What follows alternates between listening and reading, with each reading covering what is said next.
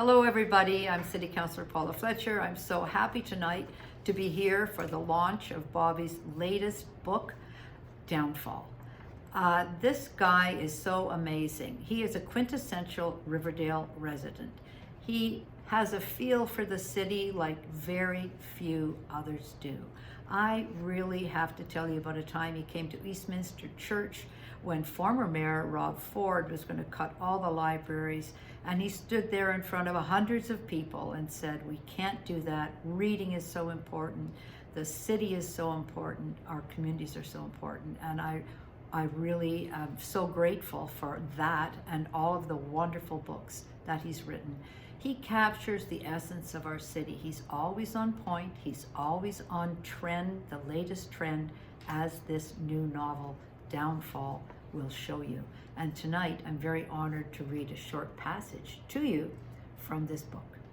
Although Toronto lies on the shores of Lake Ontario, during the city's post-war building boom, civic politicians did everything they could to ignore the waterfront and keep it from the view of the local populace.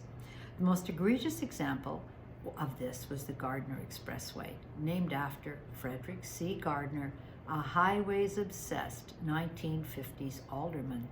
The Gardiner, as it came to be known, is a mammoth raised highway that for decades has acted as a barrier to the lake.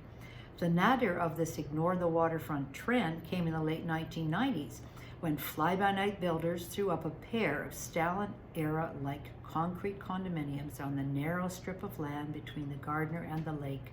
This happened in the year when there was a gradual awakening to the notion that cities did not have to be only about cars.